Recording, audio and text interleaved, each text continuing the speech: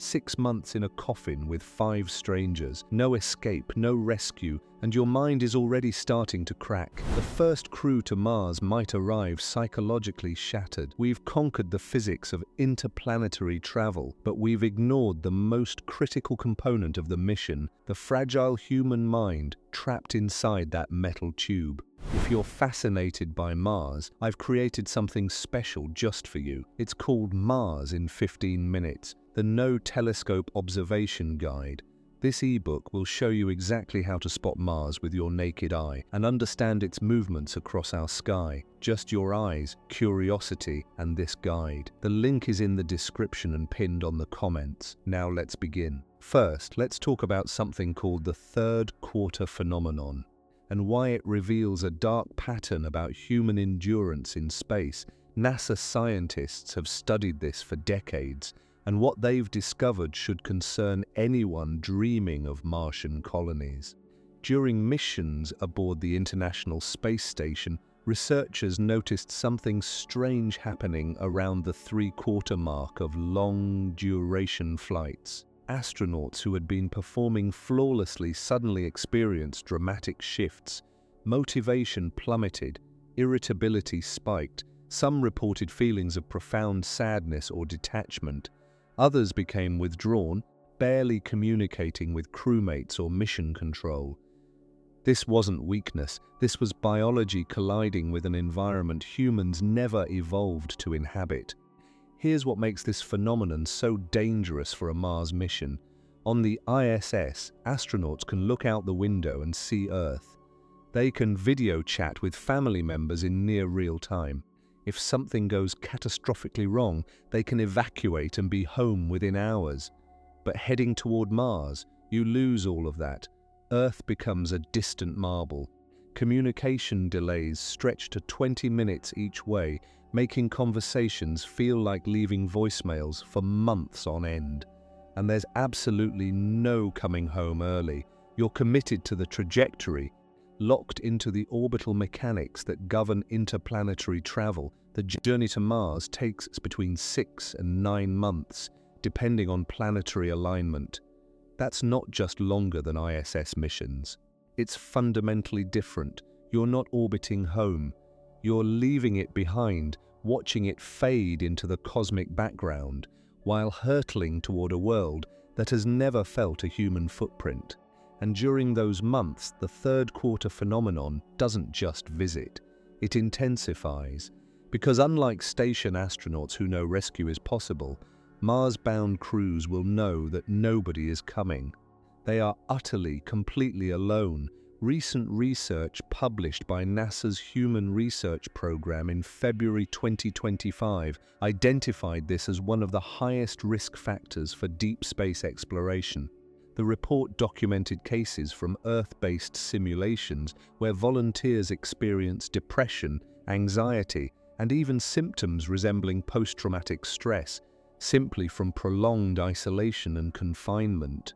One participant in the Chapia Mission 1, which lasted 378 days since a simulated Mars habitat in Texas, reported that the hardest part wasn't the limited food, the monotonous routine, or even the physical confinement.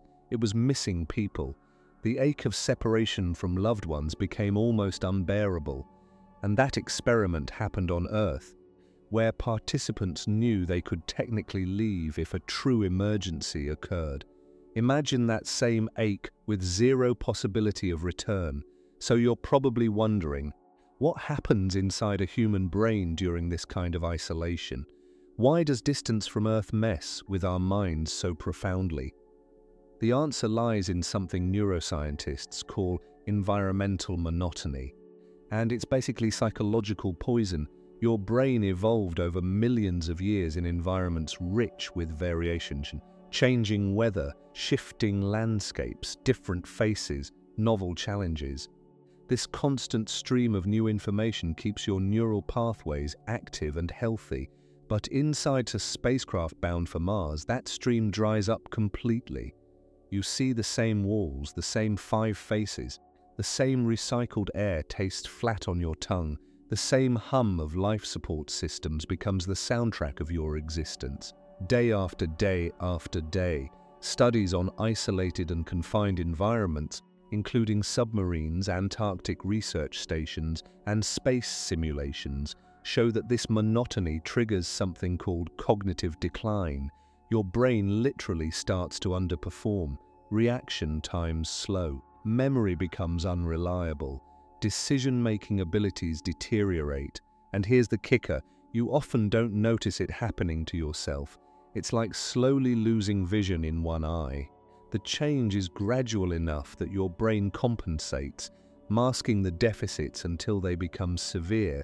During the Mars 500 experiment, conducted by the European Space Agency and Russia's Institute of Biomedical Problems, 6 men lived inside a sealed chamber for 520 days to simulate a round trip to Mars.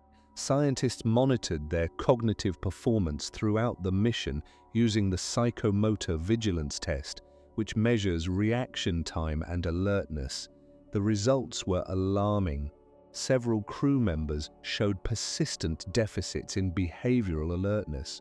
One developed chronic partial sleep deprivation, which cascaded into elevated tiredness and frequent lapses in attention. Another showed signs of mild to moderate depression in over 10% of mission weeks. Think about what this means for actual Mars travelers. These are highly trained, psychologically screened individuals, supported by mission control, living in a controlled environment on Earth, and still, their minds buckled under the pressure.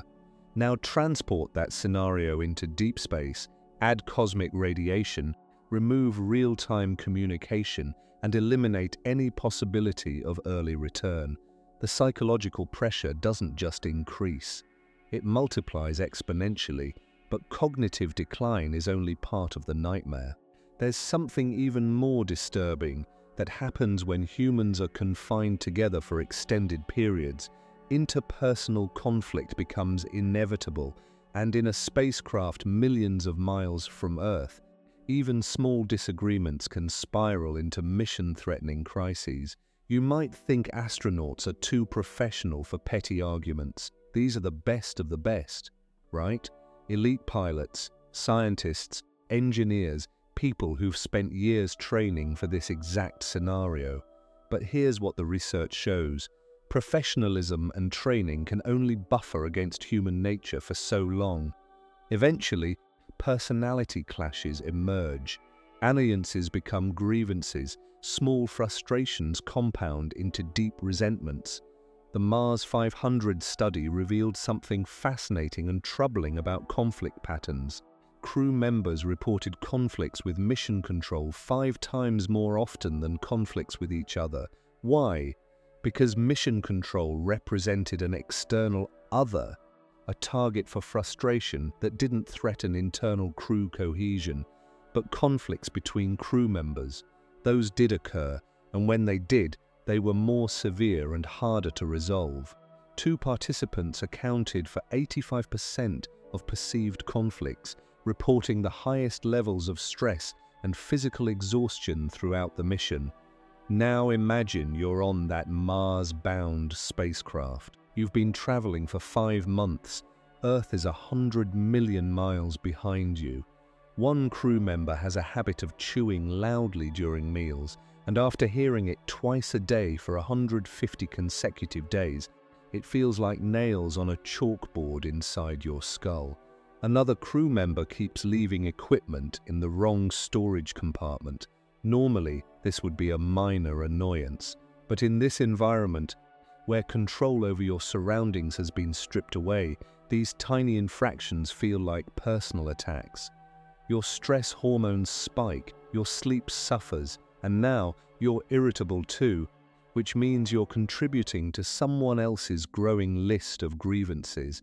The psychological research on confined environments shows that conflict escalation follows a predictable pattern.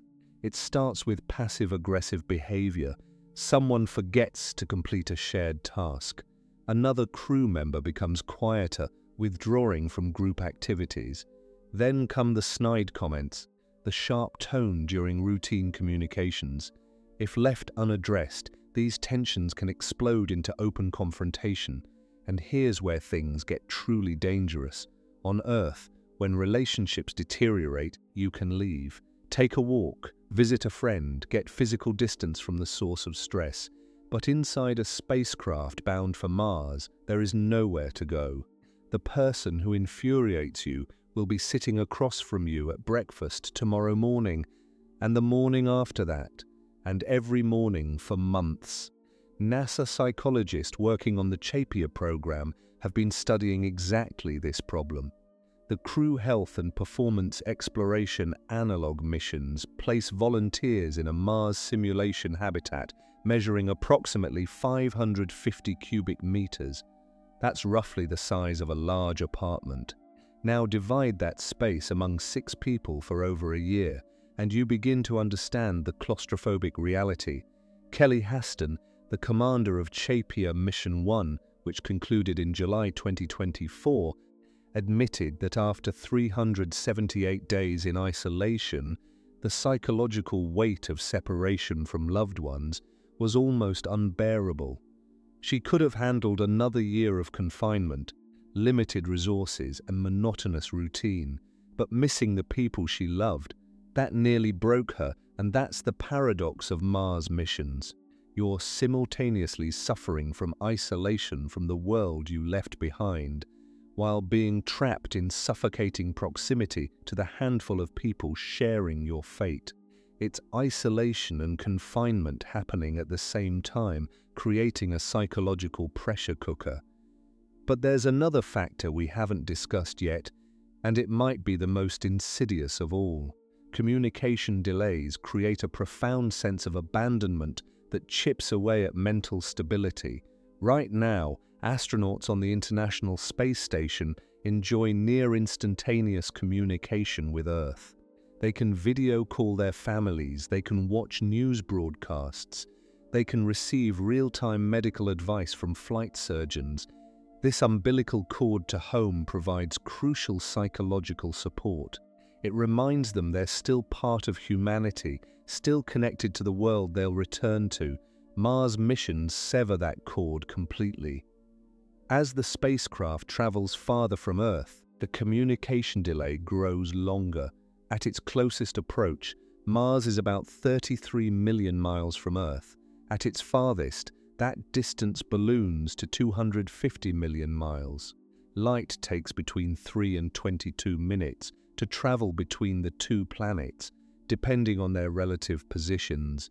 This means even a simple question, "How are you feeling today?" requires a minimum of 6 minutes for a response. More often, it's closer to 40 minutes of waiting. Try to imagine that for a moment. You wake up feeling unwell, strange symptoms. Maybe it's nothing, but you're concerned. You send a message to the flight surgeon on Earth describing what's happening. Then you wait, 20 minutes pass, 30, 40. Finally, the response arrives. But now your symptoms have changed, so you send another message, another 40-minute wait. This isn't a conversation. It's leaving a series of voicemails across the void, hoping the advice arrives before the situation becomes critical. The psychological term for this is autonomy under duress. You're forced to make decisions independently because seeking guidance is impractical. For some personality types, this autonomy is empowering, but for others, especially during moments of fear or uncertainty, it feels like abandonment. Mission control is still there. Billions of dollars of expertise and technology supporting you, but they might as well be ghosts. Their help always arrives too late to feel like help. Dr. Sheena Dev, a researcher with NASA's Human Factors and Behavioral Performance Element, has documented how communication delays compound feelings of isolation. In simulation studies, participants reported that delayed communications made emotional conversations with family members feel hollow and unsatisfying. Imagine trying to comfort your spouse about a family crisis back home, but your words of support don't arrive until half an hour after they've sent their message. Then, Their response to your comfort doesn't reach you for another half hour. The emotional rhythm of human connection gets shattered. You're talking past each other across time, never quite in sync. And here's where it gets even darker. During a Mars mission, crew members will experience major life events back home through this distorted time delay. Births, deaths, marriages, emergencies. A crew member might learn their parent has died, and their first instinct is to call their sibling for mutual support. But that call takes 40 minutes to connect. By the time they hear their sibling's voice, the rawness of the grief has been sitting alone with them in silence, festering. The delayed connection doesn't soothe. It emphasizes the distance. Former NASA astronaut Catherine "Caddy" Coleman, who spent 159 days aboard the ISS in 2010 and 2011, reflected on this challenge. She loved her time in space and would have stayed another 6 months.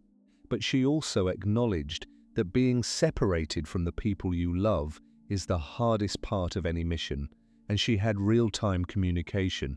Mars-bound astronauts won't have that luxury, so we've covered isolation, confinement, monotony, interpersonal conflict, and communication delays. But there's still another hazard lurking in the darkness of space, and this one attacks your biology directly. Space radiation doesn't just increase cancer risk. It may fundamentally alter brain function and emotional regulation. You probably know that space is filled with radiation, cosmic rays from distant supernovae, energetic particles from solar flares, and the steady background radiation of the universe itself. On Earth, we're protected by our planet's magnetic field and thick atmosphere. They act as shields, deflecting or absorbing most of this harmful radiation. But once you leave Earth's protective bubble, you're exposed. During a Mars mission, astronauts will receive radiation doses far exceeding anything experienced on the ISS, which still benefits from some protection from Earth's magnetosphere. Studies conducted by NASA's Space Radiation Laboratory have shown that exposure to the types of radiation found in deep space, particularly high-energy particles called galactic cosmic rays, can damage brain cells in concerning ways. Animal studies have demonstrated that radiation exposure similar to what Mars travelers would experience causes inflammation in brain tissue, particularly in regions associated with mood regulation and decision-making. Mice exposed to simulated space radiation showed increased anxiety-like behaviors, deficits in memory, and reduced social interaction. They became, in essence, less capable of handling complex cognitive tasks and more prone to fear responses. Now, mice aren't humans, and we must be careful about extrapolating too directly. But the underlying biology is similar enough to raise serious concerns. If space radiation degrades the neural circuits responsible for emotional stability, impulse control, and rational decision-making, then astronauts might find themselves becoming more anxious, more impulsive, and less capable of managing the psychological stresses already crushing them from isolation and confinement. Dr. Gregory Nelson, a researcher with KBR working on NASA's Human Research Program, has been investigating these effects. His work suggests that the cognitive impacts of radiation exposure might be subtle at first: a slight increase in forgetfulness, a minor uptick in irritability, but could accumulate over the months-long journey.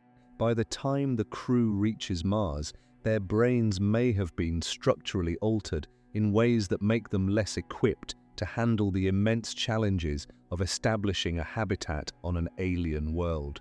And here's the truly frightening part: we don't have a good solution yet. Shielding against galactic cosmic rays is extraordinarily difficult because these particles are so energetic that they punch through conventional materials. Adding enough shielding to meaningfully reduce exposure would make the spacecraft too heavy to launch.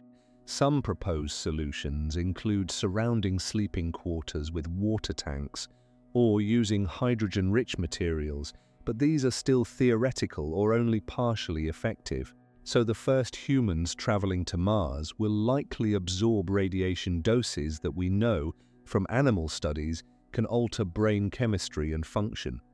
They'll do this while simultaneously enduring isolation, confinement, monotony, interpersonal conflict, and communication delays.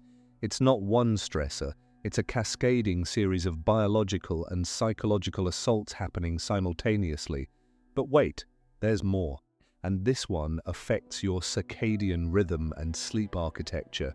Living without Earth's natural light-dark cycle causes sleep disorders that trigger a domino effect of psychological problems. Your body runs on a roughly 24-hour internal clock called your circadian rhythm. This clock regulates when you feel sleepy, when you feel alert, when hormones are released, even when your immune system is most active. And here's the crucial detail: this clock is synchronized primarily by exposure to natural sunlight. On Earth, sunrise and sunset provide powerful cues that keep your circadian rhythm aligned with the rotation of the planet. Even people living in extreme latitudes, where daylight hours vary dramatically, still receive some natural light cues. But in space, those cues vanish. Aboard the ISS, astronauts experience 16 sunrises and sunsets every 24 hours as the station orbits Earth. It's disorienting. Inside a Mars-bound spacecraft, there are no natural light cycles at all. Just artificial lighting on whatever schedule mission planners have programmed.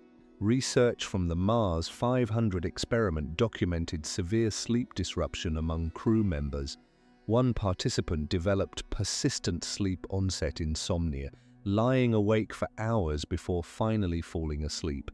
This led to chronic partial sleep deprivation, which cascaded into poor sleep quality ratings, elevated daytime tiredness, and frequent deficits in behavioral alertness. Sleep deprivation is psychological torture. It degrades every cognitive function, memory consolidation fails, emotional regulation becomes nearly impossible, even small stressors feel overwhelming.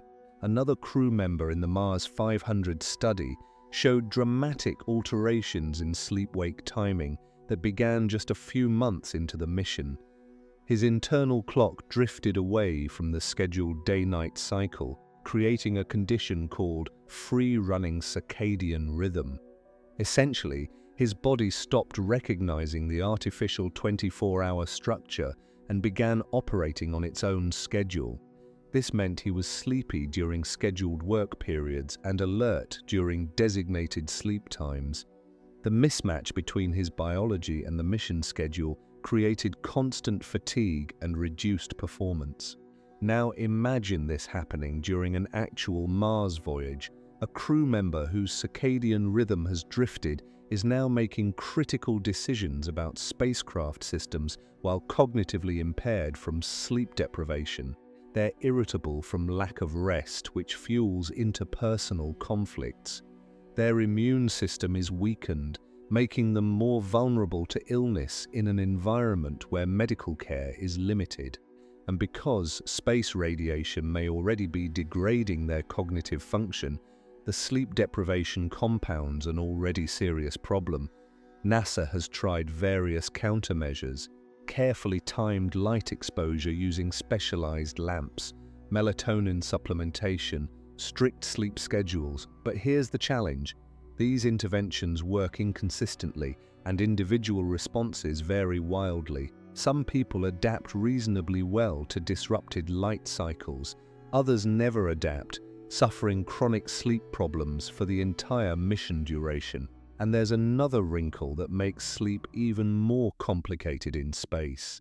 The absence of gravity itself affects sleep architecture in ways we're still trying to understand.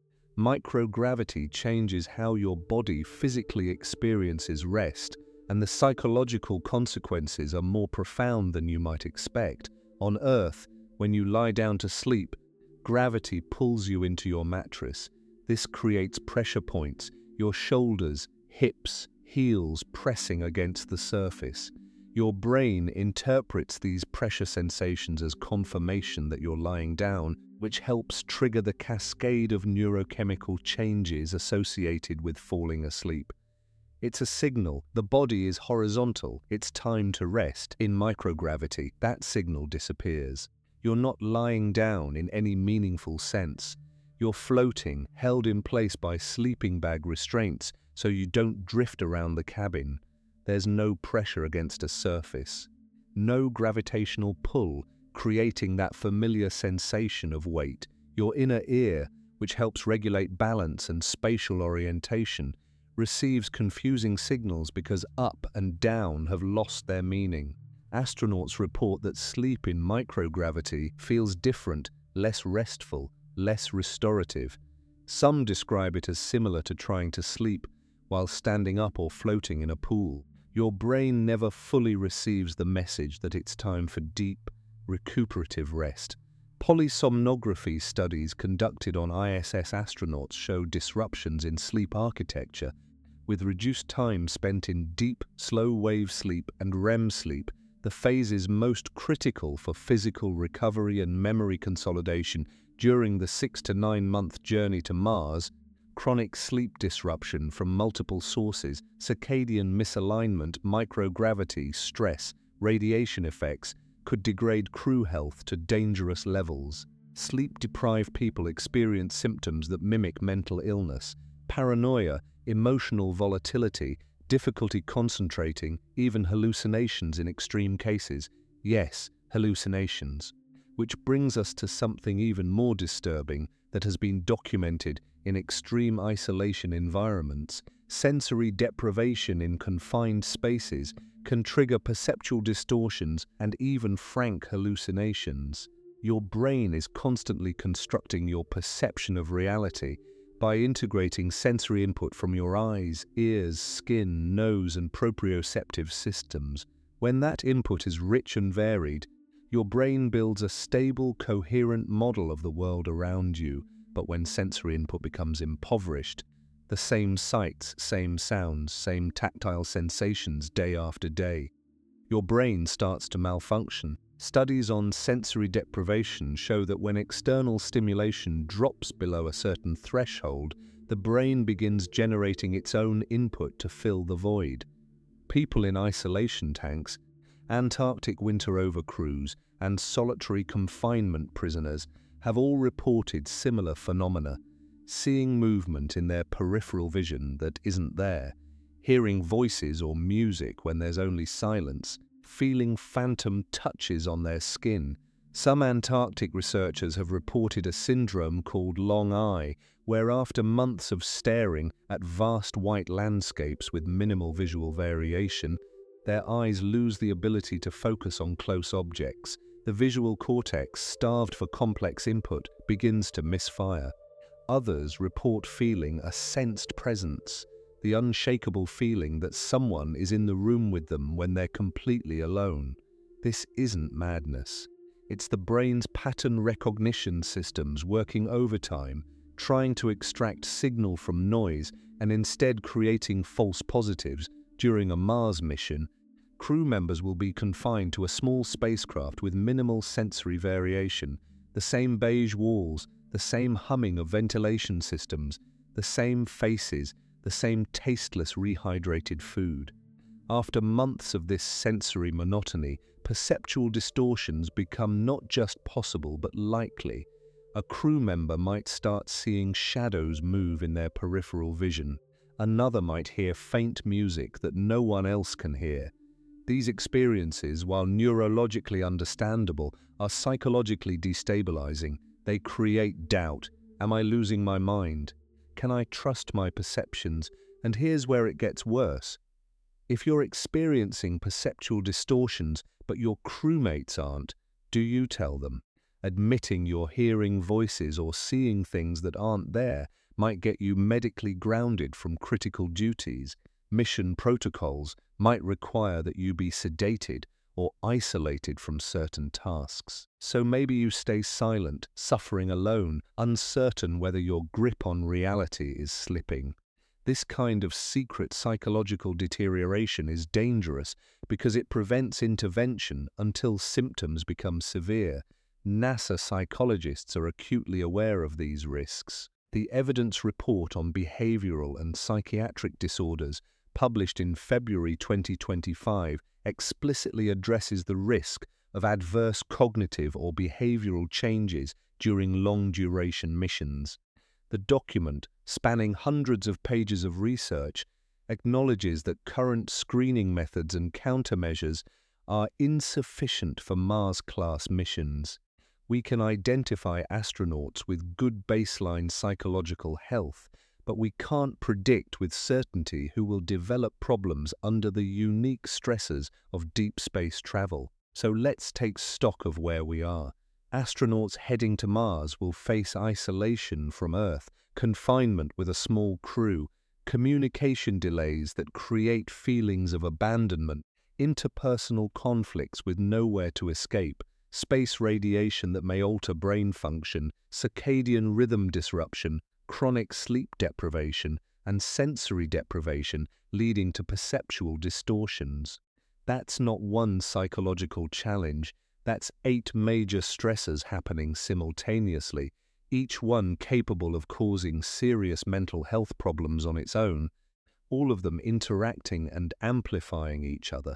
But there's still another factor we need to discuss, and it's perhaps the most existentially terrifying aspect of the journey.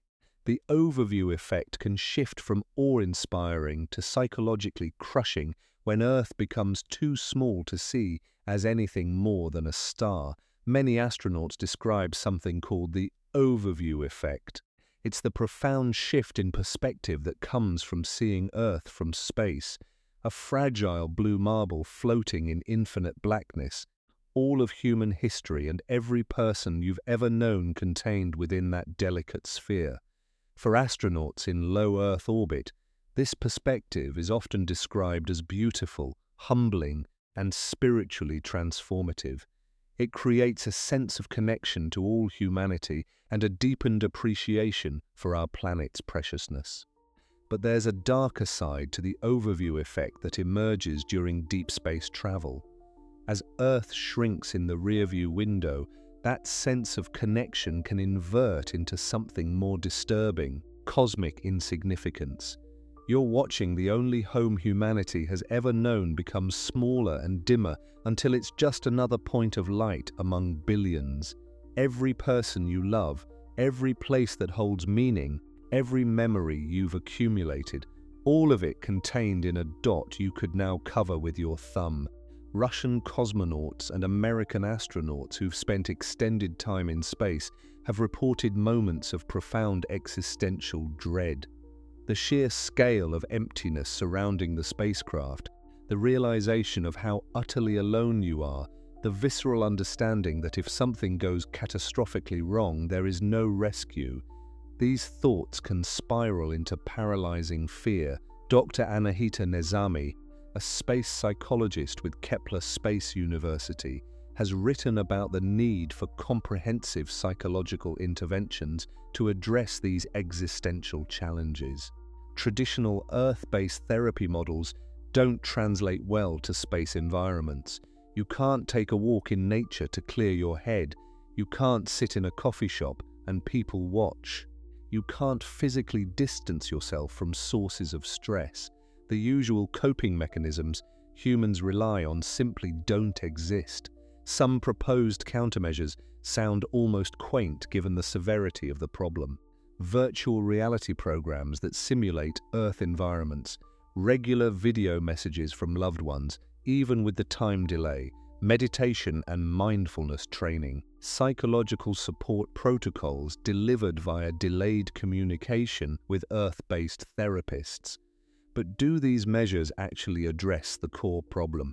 Can a VR simulation of a forest walk truly substitute for the real thing when you know, with absolute certainty, that you're actually inside a metal tube hurtling through a radiation-saturated void? The honest answer is, we don't know. We won't know until humans actually make the journey. And that uncertainty is precisely why some researchers believe the psychological risks might be the most significant barrier to successful Mars exploration, more than propulsion challenges, more than life support systems, more than radiation shielding, because we can engineer better rockets, but we can't engineer better human psychology. We're stuck with the brains evolution gave us.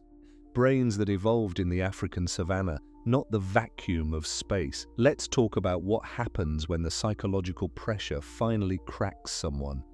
Not if, when.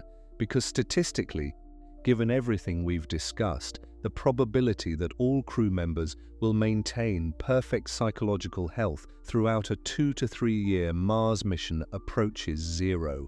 Someone will break. And when they do, the consequences ripple through the entire crew in ways that can destabilize the mission itself. Psychological breakdown in confined groups doesn't stay contained. It spreads like a contagion, infecting group morale and threatening everyone's mental stability. Social psychologists call this emotional contagion. Humans are extraordinarily sensitive to the emotional states of people around them. It's an evolutionary adaptation that helped our ancestors function in tight-knit groups. When someone in your tribe was anxious, their anxiety signaled potential danger, and your brain automatically mirrored that emotional state to prepare you for threat. This worked beautifully on the savannah. In a spacecraft, it becomes a liability. Imagine you're 3 months into the Mars journey. One of your crewmates, let's call her Dr. Martinez, has been struggling with sleep for weeks. She's irritable, withdrawn, making small errors during routine tasks. You've noticed, but you're trying to give her space, assuming she'll work through whatever is bothering her. Then one morning during a crew meeting, she snaps. Maybe it's a minor disagreement about resource allocation, something that would normally be resolved with a brief discussion. But instead of engaging rationally, Dr. Martinez becomes angry, accusatory. She raises her voice. Her hands are shaking. You can see tears forming in her eyes. What happens next is crucial. If you're well-rested, psychologically stable, and emotionally regulated, you might respond with compassion. You might recognize that Dr. Martinez is suffering and needs support. But remember, you're not well-rested. You're also dealing with circadian disruption, monotonous sensory input, separation from loved ones, and the background stress of knowing you're in an extraordinarily dangerous environment. Your own emotional reserves are already depleted, so instead of compassion, you feel anxiety. Dr. Martinez's breakdown activates your threat detection systems. If she's falling apart, what does that mean for mission safety?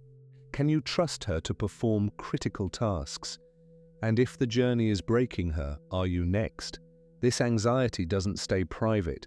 It shows in your facial expressions, your body language, your tone of voice. The other crew members pick up on your anxiety, which triggers their own stress responses. Within hours, the entire crew's emotional baseline has shifted. Everyone is more tense, more vigilant, more fragile. Research from the Mars 500 simulation documented exactly this pattern. The crew members who reported the highest levels of stress and interpersonal conflict created a negative emotional atmosphere that affected everyone. One person's psychological struggle became a crew-wide problem. And here's the insidious part. Once this negative emotional contagion takes hold, it creates a feedback loop. The tense atmosphere makes it harder for individuals to cope with their own stressors, which increases their distress, which further degrades the group atmosphere. It spirals, in extreme cases documented in Antarctic winter-over stations and submarine crews. This spiral has led to what psychologists call collective breakdown. The group cohesion that's essential for survival in hostile environments completely disintegrates. Crew members stop communicating except when absolutely necessary. Mutual support vanishes, replaced by suspicion and resentment.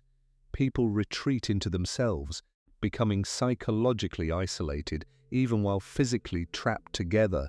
Now transport this scenario to a spacecraft between Earth and Mars. There's no mental health professional on board, just the crew members themselves, all of whom are struggling with their own psychological burdens. The flight surgeon on Earth can offer advice, but remember the communication delay. By the time Earth receives a distress call about deteriorating crew mental health and formulates a response, hours have passed. The crisis has already evolved. The delayed guidance feels irrelevant, disconnected from the current reality. NASA is acutely aware of this risk. Mission planners have tried to address it through careful crew selection, looking for individuals with complementary personalities and proven ability to work under stress. They've developed conflict resolution protocols and trained crews in psychological first aid. But there's a limit to what training can accomplish when the environmental stresses are this extreme and this relentless. Kelly Harston, the Chepia Mission 1 commander, reflected on this challenge. Despite being carefully selected and trained, despite knowing the mission was a simulation with the option to leave if necessary, she still found the psychological weight almost unbearable at times.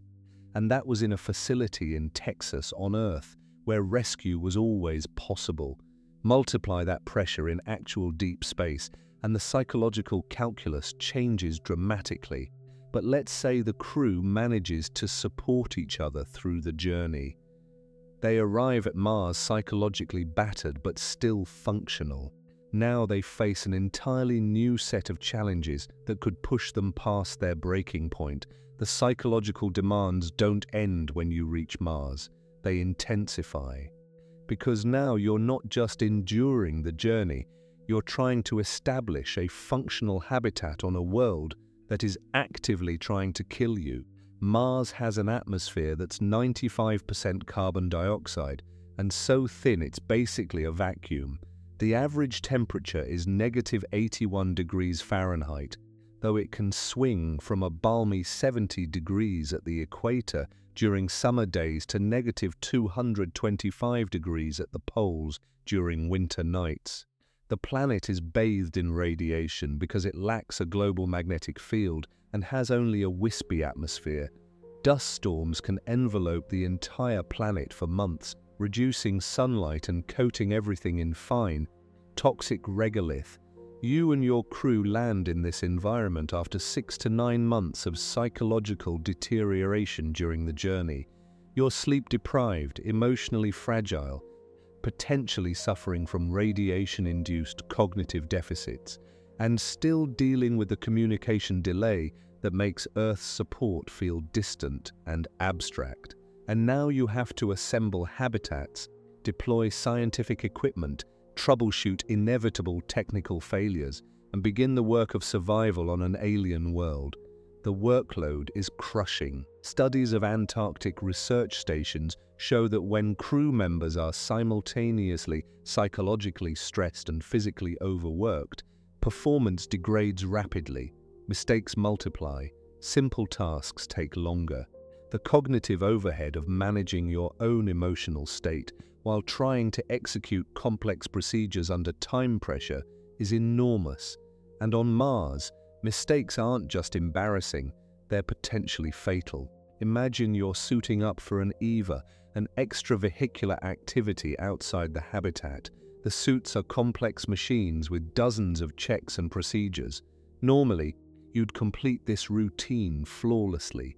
You've trained for thousands of hours, but today you're running on 4 hours of poor sleep. You're worried about Dr. Martinez, whose psychological state has been declining. You're frustrated because the communication delay means the engineering support you've requested from Earth won't arrive for another 40 minutes. Your attention is divided, your working memory is taxed, and you make a mistake. Maybe you don't fully seal a connection on your suit's life support system. Maybe you misread a pressure gauge, you step out onto the Martian surface, and the mistake manifests: a slow leak, a system failure. a cascade of problems that suddenly transforms a routine EVA into a life-threatening emergency. Your crewmates scramble to bring you back inside, but the psychological damage extends beyond the physical danger. Trust erodes. If you can make a critical error, so can anyone else. The sense of safety that's psychologically essential in dangerous environments, the belief that protocols and training will protect you, cracks. Anxiety ratchets up another notch. And here's something most people don't consider: the guilt and shame that come from making mistakes in high-stakes environments can be psychologically devastating. You know your error endangered not just yourself but the entire crew. You replay the moment over and over, the what-ifs and should-haves tormenting you. This rumination interferes with sleep, which degrades performance further, increasing the likelihood of future mistakes. It's another feedback loop, this one potentially catastrophic. Research on high-reliability organizations, think nuclear power plants, aircraft carriers, surgical teams, shows that maintaining safety in dangerous environments requires not just technical skill, but psychological resilience. People need to be able to acknowledge errors, learn from them, and move forward without being paralyzed by guilt or fear. But that kind of psychological flexibility is exactly what deteriorates under chronic stress. So the crew on Mars is trying to maintain high performance despite being psychologically compromised, physically exhausted, and working in an environment where small errors can cascade into mission-threatening crises. The pressure is immense and unrelenting, and then there's the reality of duration. The journey to Mars might take 9 months, but you can't leave immediately upon arrival. Orbital mechanics dictate when return windows open. Most Mars mission architectures assume astronauts will spend approximately 500 days on the surface before the planets align favorably for the return journey. That's nearly a year and a half on Mars, followed by another 6 to 9 month voyage home. Total mission duration, 2.5 to 3 years. Think about what that means psychologically. You've already endured 6 to 9 months of travel, arriving at Mars in a degraded mental state. Now you face 18 months of high-stress work in a lethal environment, knowing that you can't go home even if you desperately want to. The return window is determined by physics, not by human need. If someone experiences a severe psychological crisis, a complete breakdown, suicidal ideation, psychotic symptoms, the only options are sedation, restraint, or some form of isolation within the habitat. There's no evacuation, no medical facility to transfer them to. The crew has to manage the crisis with the limited resources and training they have. Studies on isolated duty stations have documented cases where individuals experiencing severe psychiatric symptoms had to be physically restrained to prevent harm to themselves or others. In one Antarctic winter-over incident, a crew member experiencing paranoid delusions became convinced that others were poisoning his food. He refused to eat, became increasingly agitated, and eventually had to be sedated and monitored around the clock for weeks until symptoms subsided. The psychological toll on the rest of the crew, who had to watch their colleagues suffer while maintaining station operations, was profound. Now transport that scenario to Mars. A crew member experiencing a psychiatric crisis, no possibility of evacuation, no nearby hospital, just you and your crewmates, who are also psychologically fragile, trying to manage a situation that would challenge professional psychiatric staff in a well-equipped facility back on Earth. The responsibility is crushing. Do you sedate your crewmate? For how long? What if the medication causes unexpected side effects? What if restraining them traumatizes both them and the rest of the crew? These aren't hypothetical questions. They're scenarios that NASA psychologists know could realistically occur, and for which there are no perfect solutions. The evidence report on behavioral and psychiatric conditions, updated through 2025, lists the risk of a crew member developing a severe psychiatric disorder during a Mars mission as high likelihood with serious consequences. The document acknowledges that current countermeasures, crew selection, training, monitoring, Earth-based psychological support may be insufficient. In scientific language, that's about as close as you get to saying, we know this is probably going to happen, and we don't have a good solution yet. But let's dig deeper into the neuroscience of why long-duration space missions are so psychologically corrosive. It comes down to how your brain processes reward, threat, and the passage of time. Your brain contains structures that evolve to keep you alive in environments very different from a spacecraft. The amygdala processes threats and triggers fear responses. The prefrontal cortex handles executive functions like planning, decision-making, and emotional regulation. The reward system, centered in structures like the nucleus accumbens and ventral tegmental area, releases dopamine when you experience pleasure or achieve goals, motivating you to repeat beneficial behaviors. These systems work beautifully when threats are immediate and solvable, when rewards are tangible and nearby, and when the passage of time is marked by natural rhythms, day and night, seasons, social events. But space travel distorts all of these variables in ways that dysregulate the very neural circuits you need to maintain psychological health. Let's start with threat processing. The amygdala responds most strongly to immediate, concrete threats, a predator in the bushes, an aggressive person approaching you. It's designed to mobilize your body for fight or flight responses that resolve quickly. You either escape the danger or you don't. The threat episode ends. Your stress hormones return to baseline. Your nervous system recovers, but on a Mars mission, the threat never ends. You are constantly, every single moment, in a lethal environment. The vacuum of space, the radiation, the technical systems that could fail. These dangers are perpetual. There's no moment when you can truly relax and tell your amygdala, the danger has passed, we're safe now. Because you're not safe. You won't be safe for years. This creates a condition researchers call chronic threat exposure. Your amygdala stays partially activated, your stress hormone levels remain elevated, your nervous system never fully enters a rest and recovery state. Over weeks and months, this chronic activation has corrosive effects. It dysregulates the hypothalamic pituitary adrenal axis, the body's main stress response system. Cortisol levels become erratic, sleep architecture degrades further, immune function is suppressed. And here's the kicker. Chronic stress actually remodels brain structure. Studies using MRI imaging have shown that prolonged stress causes the amygdala to enlarge and become hyperactive while simultaneously causing the prefrontal cortex, the region responsible for rational thought and emotional regulation, to atrophy. Your brain literally reconfigures itself in ways that make you more anxious and less capable of managing that anxiety. It's a neurological trap. Now let's talk about the reward system. Dopamine release motivates behavior by creating feelings of pleasure and satisfaction when you achieve goals or experience positive events. On Earth, even in difficult circumstances, you have access to small, frequent rewards, a good meal, a hug from someone you love, a beautiful sunset, a laugh with friends.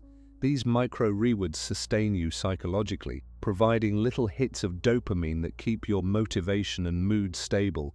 On a Mars mission, these micro-rewards largely disappear. Food is monotonous, optimized for nutrition and shelf stability rather than pleasure. You're isolated from loved ones. There are no sunsets, just the same artificially lit interior. Social interactions are limited to the same handful of people experiencing the same grinding stress. The sensory monotony means fewer novel experiences to trigger dopamine release. What remains are abstract, distant rewards. We're advancing human knowledge, we're making history, we're paving the way for future exploration. These are meaningful goals, absolutely. They're why the crew volunteered for this mission. But here's the neuroscience problem. Abstract future rewards don't trigger dopamine release the way immediate, concrete rewards do. Your brain's reward system evolved to motivate behaviors with quick payoffs, finding food, securing shelter, forming alliances. It struggles to maintain motivation when the reward is conceptual and years away. Research on goal-directed behavior shows that as the delay between effort and reward increases, motivation drops precipitously. This is why New Year's resolutions fail. The abstract goal of being healthier months in the future doesn't generate enough dopamine to override the immediate pleasure of eating dessert tonight. Now imagine trying to sustain motivation for a goal 3 years in the future while enduring constant discomfort, isolation, danger, and stress. Your reward system is starving for dopamine, but you're asking it to wait years for the payoff. This creates a psychological state called anhedonia, the inability to experience pleasure. It's a core symptom of depression. Things that should feel rewarding, completing a successful experiment, achieving a mission milestone, feel hollow and meaningless. Your brain's reward circuits have essentially gone numb from lack of stimulation. And once anhedonia sets in, motivation collapses. Why make the effort if nothing feels good anyway? The third neural system under assault is your perception of time. Humans don't experience time as a uniform flow. We perceive it based on novelty and emotional salience. When you're having new experiences, meeting new people, encountering novel situations, time feels like it's passing quickly because your brain is encoding lots of new memories. But when every day is essentially identical, same people, same environment, same routine, time dilates. Days feel endless because there's nothing distinctive to mark one from another. Ask anyone who's spent time in prison, particularly solitary confinement, and they'll describe this temporal distortion. Hours feel like days, days blur into weeks. You lose track of time because your brain has no distinct memories to anchor to. Some researchers believe this temporal distortion is one of the most psychologically damaging aspects of isolation because it attacks your sense of narrative continuity. You need to feel like your life is progressing, that you're moving through a story with meaningful chapters. When time becomes a featureless blur, that narrative sense collapses. On a Mars mission, crew members will experience this temporal distortion intensely. The monotony of the journey, the repetitive daily routines, the lack of natural time markers, all of it creates a psychological experience where time simultaneously drags. Each day feels endless, and races, months blur together. This distortion is profoundly disorienting and contributes to feelings of despair and meaninglessness. So let's combine these three neural dysfunctions. Your amygdala is hyperactive and enlarging, making you more anxious. Your prefrontal cortex is atrophying, making you less able to regulate emotions and think rationally. Your reward system is numb, making nothing feel pleasurable or worthwhile. And your perception of time is distorted, creating a sense that you're trapped in an endless present with no meaningful progression. This is the neuroscience of psychological breakdown. And we haven't even discussed one of the most unsettling findings from recent research. Space travel may cause changes to gene expression that affect mood regulation. In 2016, NASA conducted the twin study comparing astronaut Scott Kelly, who spent 340 days aboard the ISS, with his identical twin Mark Kelly, who remained on Earth. The results, published across multiple papers in the journal Science in 2019, revealed something startling. Spaceflight changed the expression of Scott's genes. Now, to be clear, the DNA sequence itself didn't change, but epigenetic modifications, chemical tags that determine which genes are turned on or off, shifted dramatically during the mission. Some of these changes affected genes involved in immune function, DNA repair, and cellular stress responses. More concerning for our discussion, Some changes involved genes associated with neurotransmitter regulation and stress hormone production.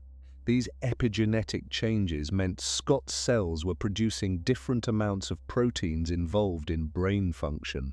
Some changes reversed after he returned to Earth, but others persisted for months or even years. The long-term implications remain unclear, but the finding raises an unsettling possibility. Spaceflight itself may alter the molecular machinery that regulates mood, anxiety, and psychological resilience. A Mars mission would involve far longer duration and far greater radiation exposure than Scott Kelly experienced. If 6 months on the ISS caused measurable epigenetic changes, what would 2 to 3 years of deep space travel do? Could the changes fundamentally alter an astronaut's baseline psychological state in ways that persist long after they return to Earth? Dr. Christopher Mason, a geneticist at Weill Cornell Medicine who led parts of the twins' study analysis, has emphasized that we still have much to learn about the long-term biological effects of deep space travel. His team identified over 9,000 gene expression changes during Scott Kelly's mission. Most were adaptive responses to the space environment, the body trying to maintain function in an alien setting. But some changes looked maladaptive, potentially increasing long-term health risks. When asked whether Mars missions are safe given these unknowns, researchers in this field tend to give carefully worded answers. They acknowledge the risks while noting that exploration has always involved stepping into uncertainty. It's the scientific version of saying, "We honestly don't know if this will break people permanently, but we're going to try anyway and hope for the best." To understand what might happen psychologically during a Mars mission, we need to look at what has already happened to humans in analogous extreme environments. The historical record is sobering. It reveals that even carefully selected, highly trained individuals can experience devastating psychological breakdowns when subjected to prolonged isolation, confinement, and danger. Let's start with one of the most extreme examples, the case of Soviet cosmonaut Valentin Bondarenko, whose death in 1961 revealed how quickly things can go catastrophically wrong in isolated, high-pressure environments. Bondarenko was one of the first cosmonauts selected for the Soviet space program. Young, brilliant, physically exceptional, exactly the kind of person you'd expect to handle extreme stress. In March 1961, he was undergoing a 15-day isolation experiment in a pressure chamber filled with high oxygen atmosphere to simulate certain spaceflight conditions. He was alone in this chamber, monitored by technicians outside but physically isolated. On the final day of the experiment, after enduring 2 weeks of solitary confinement, Bondarenko made a small mistake. After removing medical sensors from his body, he used a cotton pad soaked in alcohol to clean the adhesive residue from his skin. Then, in a moment of apparent inattention, he tossed the used cotton pad aside. It landed on the hot plate of an electric stove. In the oxygen-rich atmosphere, the cotton ignited instantly. Flames erupted with explosive force. Bondarenko tried to extinguish the fire, but in the high-oxygen environment, everything was fuel. His clothing ignited, the chamber filled with toxic smoke. He was trapped inside while technicians frantically worked to depressurize the chamber so they could open the door, a process that took several minutes. By the time they extracted him, Bondarenko had suffered severe burns over most of his body. He died 16 hours later. The official investigation focused on the technical failure, the dangerous combination of high oxygen and ignition sources. But some reports from colleagues suggested that Bondarenko's mental state after 15 days of isolation may have contributed to the lapse in attention, isolation fatigue, cognitive degradation from stress and monotony, the kind of mental dulling that makes you careless with something as simple as disposing of a cotton pad. The Soviet space program kept Bondarenko's death secret for decades, not wanting to reveal weaknesses in their program during the space race. But the incident illustrates a crucial point. In extreme environments, psychological state directly impacts survival. A momentary lapse in attention caused by the cumulative effect of isolation and stress can cascade into catastrophe.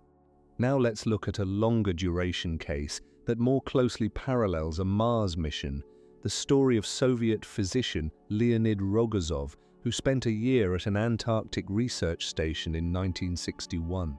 Rogozov was the only doctor at Novolazarevskaya station during the Antarctic winter, when the base was completely cut off from the outside world. Resupply was impossible. Evacuation was impossible. The crew was entirely on their own. Several months into the winter, Rogozov began experiencing severe abdominal pain, fever, and nausea. He diagnosed himself with acute appendicitis. Think about his situation. He was the only person with surgical training. His appendix was inflamed and would soon rupture, causing potentially fatal peritonitis. There was no possibility of rescue. If he did nothing, he would die. So Rogozov made a decision that seems almost incomprehensible. He would perform surgery on himself, removing his own appendix. With limited anesthesia, he couldn't be fully sedated since he needed to remain conscious to operate. Rogozov made an incision in his own abdomen, using a mirror to see what he was doing. Working in an awkward position, fighting waves of nausea and pain, he dissected through layers of tissue, located his inflamed appendix and removed it. The surgery took nearly 2 hours. At several points, he had to pause because he was becoming dizzy and disoriented.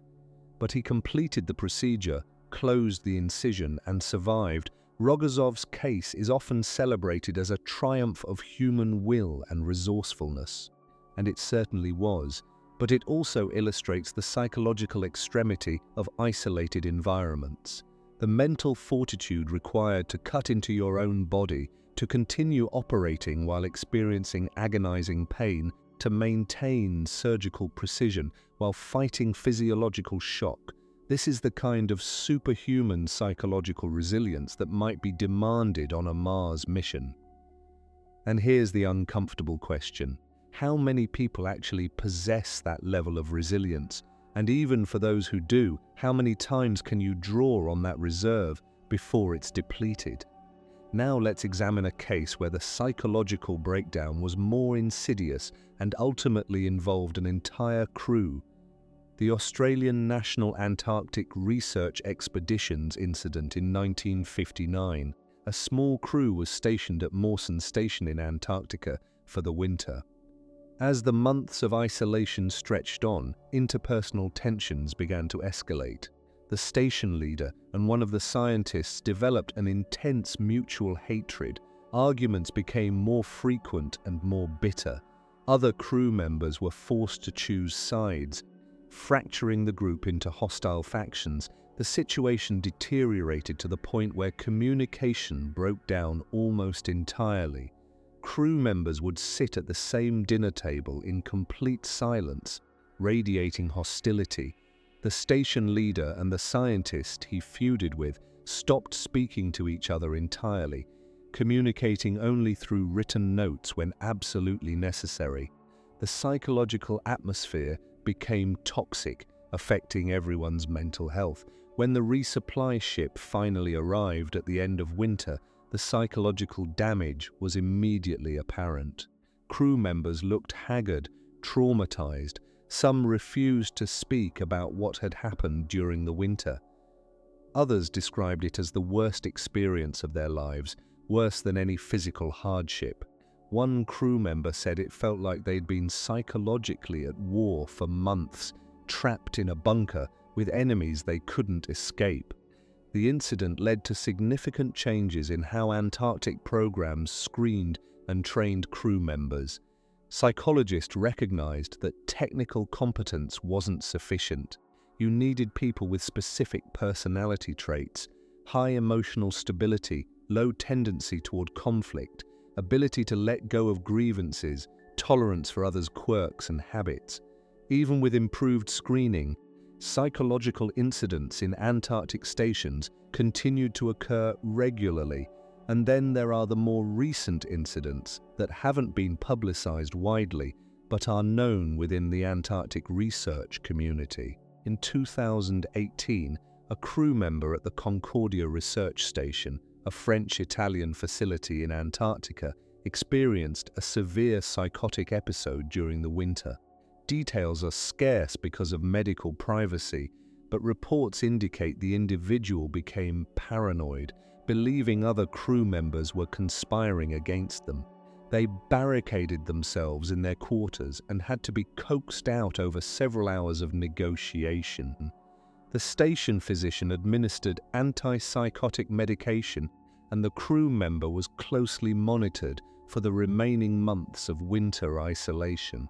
The psychological toll on the rest of the crew, who had to live alongside someone experiencing paranoid delusions in an environment where escape was impossible, was reportedly severe.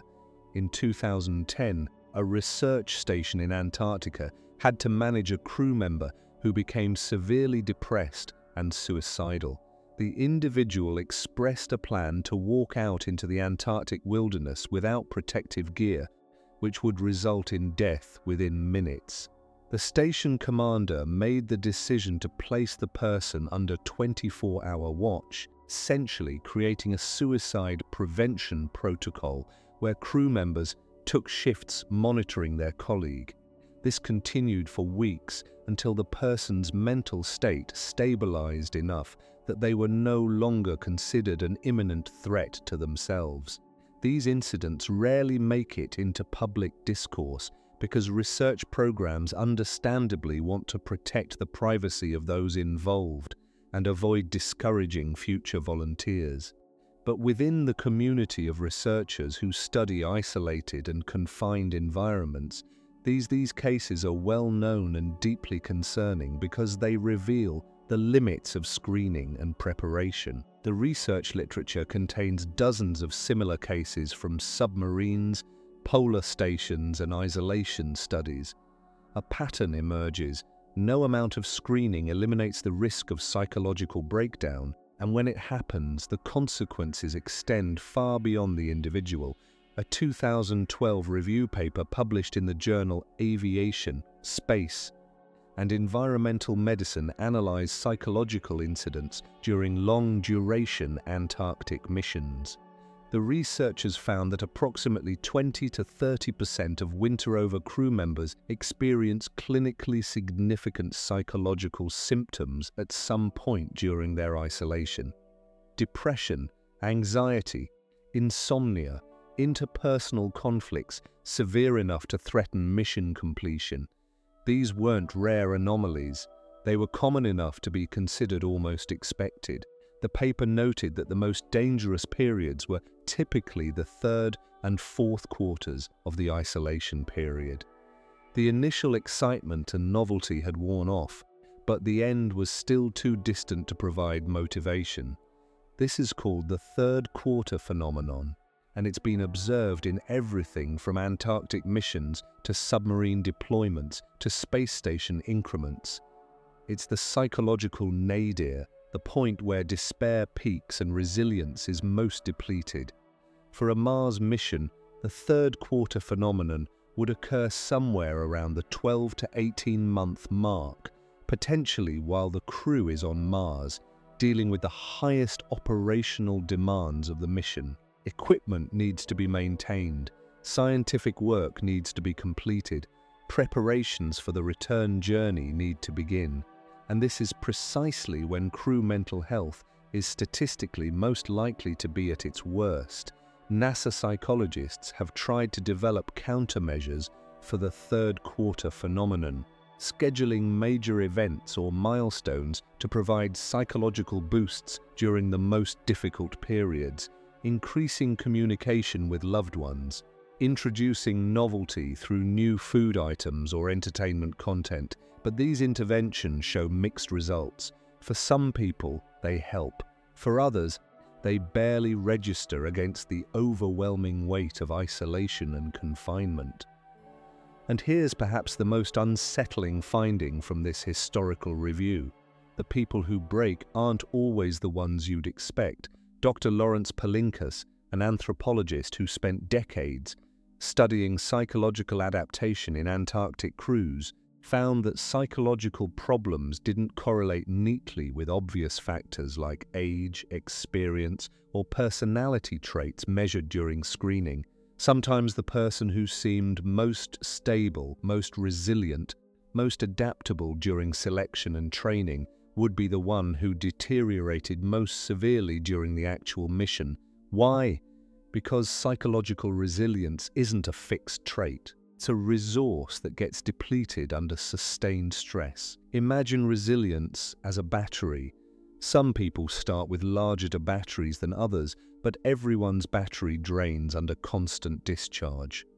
And in extreme environments, you're drawing on that battery continuously, managing your emotions, suppressing frustration, maintaining social cohesion, performing cognitive demanding work. Eventually, even the largest battery runs out. When a person's resilience is depleted, they don't gradually fade, they often break suddenly.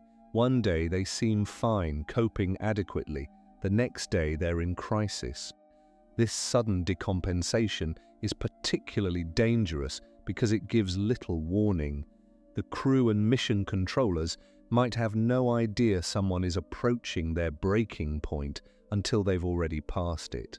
Dr. Nick Canners, a psychiatrist who has studied astronaut psychology for decades, describes this pattern in his research on space crews. He found that astronauts are often reluctant to admit psychological struggles because they fear being grounded or losing credibility with their crewmates. They maintain a facade of competence until they simply can't anymore. The mask cracks, and the accumulated psychological damage becomes suddenly, catastrophically visible. There's a particular form of psychological suffering that doesn't get enough attention in discussions about Mars missions. The agony of being unable to help the people you love when they need you. The communication delay doesn't just make conversations awkward, it severs one of the most fundamental aspects of human connection, the ability to provide and receive support in moments of crisis. Imagine you're on Mars, you receive a message from Earth, your child is sick, your partner is distraught, asking for advice, for comfort, for your presence, and you cannot respond in any meaningful way. By the time you record a reply, by the time it travels back to Earth, 22 minutes at minimum, 44 minutes round trip at best, the moment has passed. The crisis has either resolved or escalated. Your words arrive out of sync with the emotional need. Your attempt at comfort feels hollow because it's addressing a situation that no longer exists in the form it did when they reached out to you. This asynchronous communication creates what psychologists call this emotional dislocation. You're trying to maintain intimate relationships across a time gap that makes genuine emotional exchange nearly impossible. Every conversation is a message in a bottle. You send your thoughts, your feelings, your love across the void, and by the time they arrive, the recipient is in a different emotional state. Their reply, when it comes, is addressing a version of you that existed 40+ minutes ago. Research on long-distance relationships shows that emotional synchrony, the ability to share emotional experiences in real time, is crucial for maintaining intimacy. When one partner is upset, the other can immediately offer support. When something wonderful happens, they can celebrate together. This immediate emotional reciprocity creates and maintains bonds. It makes you feel connected, understood, seen. Remove that immediacy, and relationships become profoundly more difficult to sustain. Military deployments have studied this extensively. Soldiers deployed to combat zones often struggle to maintain relationships with family back home, even with modern communication technology. Phone calls and video chats help, but they can't fully bridge the experiential gap. The soldier is living in a world of constant danger, hypervigilance, and stress.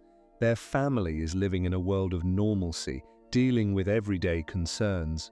The emotional realities are so different that genuine understanding becomes almost impossible. Now multiply that disconnection by the communication delay. You can't even have a real-time conversation. Every exchange is fundamentally asynchronous, fundamentally delayed. You're not just emotionally distant from your loved ones, you're temporally displaced from them. You exist in their past. They exist in your future.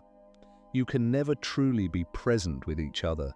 The psychological literature on attachment theory helps explain why this is so devastating.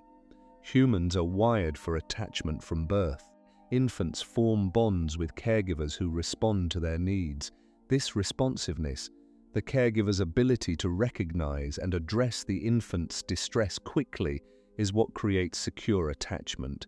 The child learns, when I am in need, someone will come. I am not alone. I am safe. This attachment system doesn't disappear in adulthood. We continue to rely on close relationships to regulate our emotions and provide security. When you're stressed, talking to someone you love activates neural circuits that reduce anxiety. The mere presence of an attachment figure, a partner, a parent, a close friend, physically calms your nervous system. This has been demonstrated in brain imaging studies. The presence of a loved one literally changes your brain's threat response, making stressful situations more bearable. But this system requires proximity and responsiveness. Attachment figures need to be accessible when you're distressed. On a Mars mission, your most important attachment figures, your family, your closest friends, are not accessible.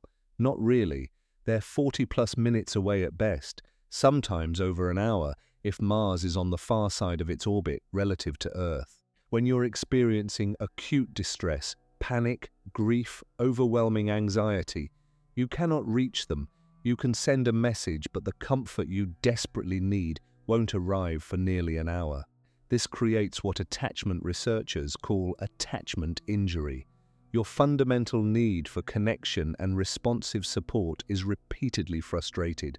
You reach out and no one is there, not because they don't care, but because physics prevents their response from arriving when you need it.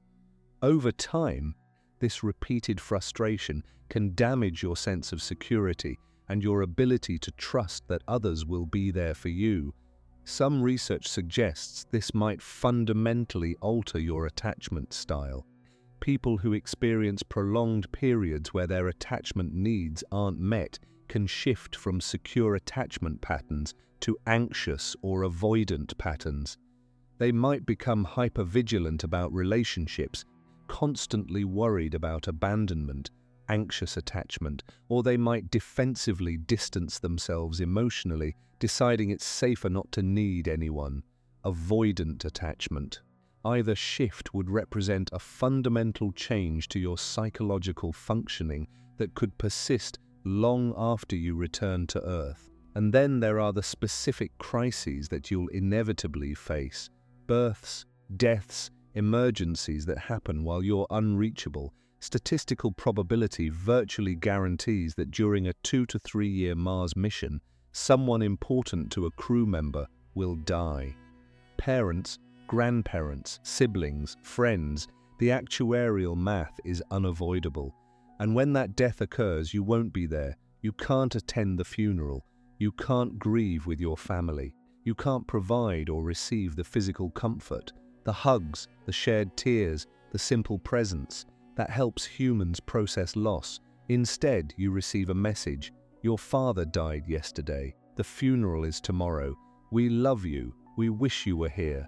And you sit in your habitat on Mars or in your spacecraft between worlds, and you experience grief in complete isolation from the people who shared that loss.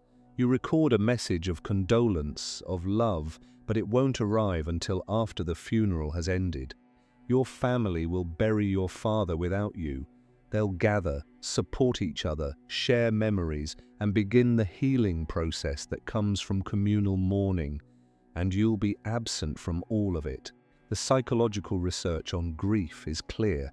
Mourning is fundamentally a social process. We heal from loss through connection with others, through shared rituals, through the gradual reconstruction of meaning in community. Grieving in isolation is profoundly more difficult and more likely to result in complicated grief, a form of mourning that doesn't resolve normally and can lead to long-term psychological problems including depression, anxiety, and PTSD. Dr. Al Holland, a NASA psychologist who has worked extensively on long-duration mission planning, has spoken about this challenge. He acknowledges that there's no good solution. The crew member will experience the loss alone, or at least separated from their primary support network. Their crewmates can offer comfort, but they didn't know the deceased. They can't share memories or participate in the specific grief that comes from losing someone you've known your whole life. The mourning will be solitary in the most fundamental ways. And here's an even more excruciating scenario that mission planners have had to consider. What if your child is born while you're on Mars? For crew members who leave Earth with pregnant partners, or whose partners become pregnant shortly after launch, which could happen if conception occurred just before departure, the child will be born while the astronaut is unreachable. You'll receive a message. We have a daughter. She's healthy. She's beautiful. We named her Emily. And you'll see photos and video of this tiny person who is your child, whom you cannot hold, cannot meet, cannot comfort when she cries. By the time you return to Earth, Emily will be approaching 3 years old. She will have no memory of you. You'll be a stranger to her. The fundamental bonding that occurs between parent and child in the first years of life will not have happened. You'll have to build a relationship with a toddler who doesn't know you, while dealing with your own grief over missing those irreplaceable early years. Some research suggests that parents who miss the first years of a child's life, military deployments, incarceration, work assignments, struggle permanently with feelings of loss and disconnection. They describe it as a wound that never fully heals. I missed my son's first steps, his first words, his first birthday. These milestones can't be recaptured. They're gone forever. This is the sacrifice we're asking humans to make, not for a nearby destination, but for Mars. A world so distant that everything human about our lives begins to break down during the journey. Most people know Mars as the red planet, but few truly understand what that world is actually like. The environment, the terrain, the reality of what living there would mean. If you want to ground your understanding of these psychological challenges in the physical reality of Mars itself, check out my ebook, Mars in 15 Minutes, the No Telescope Guide, pinned on the comments. It's a fast, jargon-free primer on the planet we're obsessed with reaching, even as we struggle to understand whether humans can psychologically survive getting there. NASA hasn't formally prohibited crew members with young children from Mars missions, but the psychological cost is acknowledged to be severe. Some psychologists have suggested that only crew members without young children should be selected, but this raises thorny ethical questions about discrimination. Should career opportunities be limited based on parental status? Where do you draw the line? But let's shift from major life events to something more subtle and perhaps even more psychologically corrosive. The gradual erosion of shared context with the people you love. When you leave for Mars, you share a common reality with your family and friends. You've experienced the same world, the same culture, the same daily rhythms. You have shared reference points, inside jokes, common experiences. This shared context is the foundation of intimacy. It's what makes communication easy and natural. You don't have to explain everything because the other person knows the world you're inhabiting, but as the mission progresses, your realities diverge. You're living in a confined spacecraft or Mars habitat, dealing with the specific stresses and experiences of space exploration. Your days are filled with EVAs, equipment maintenance, scientific work, and the psychological challenges we've been discussing. Meanwhile, your family is still on Earth, living their lives. They're experiencing new movies, new music, political events, cultural shifts, personal developments. Their world is evolving without you. When you communicate, this divergence creates a gap. They reference things you haven't experienced. You talk about aspects of your mission that they can't truly understand. Slowly, inexorably, you drift into different contexts. The shared foundation of your relationship erodes. Conversations require more explanation, more translation. The ease and naturalness fades. Research on expatriates who spend years in foreign cultures documents this phenomenon. When they return home, they often experience reverse culture shock, the disturbing realization that home has changed, or perhaps more accurately, that they've changed in ways that no longer fit with home. Friends have moved on, interests have shifted. The person discovers they no longer belong in the place they came from. Astronauts returning from Mars will face an extreme version of this. They'll have been gone for 3 years, living an experience so alien that almost no one on Earth can truly relate to it. The shared context with their loved ones will have degraded significantly. Some relationships will survive this, others won't. The divorce rates among astronauts, even after much shorter missions, are notably high. And here's where the communication delay adds another layer of suffering. You can watch your relationships deteriorating and be powerless to stop it. You notice that your partner's messages are becoming shorter, less emotionally engaged.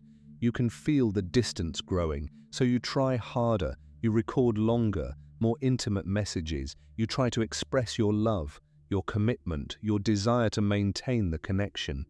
But by the time your message arrives, another 40+ minutes have passed. By the time their response returns, nearly 2 hours have elapsed since you first noticed the problem. The conversation unfolds in painful slow motion. If there's a misunderstanding, you can't clarify it immediately. If there's a conflict, you can't resolve it through real-time discussion. Every attempt to repair the relationship is delayed, diluted by the time gap. You might send an apology, but by the time it arrives, your partner has spent 90 minutes ruminating on whatever hurt them, and their anger has calcified. Your apology addresses an emotional state they're no longer in. This creates a profound sense of helplessness. You can see the relationship struggling, but the tools you'd normally use to address problems, immediate conversation, physical presence, the ability to read body language and adjust in real time, are unavailable. You're reduced to sending messages into the void and hoping they arrive at a moment when they'll be helpful rather than irrelevant. Dr. Nick Caniz's research on astronaut family communication found that these delayed asynchronous interactions were often more stressful than helpful. Some astronauts reported that family communications increased their anxiety rather than alleviating it. They'd receive messages about problems at home that they couldn't help with, or they'd sense tension in their partner's voice and have no way to address it immediately. The communication maintained awareness of the relationship without providing the actual connection that sustains it.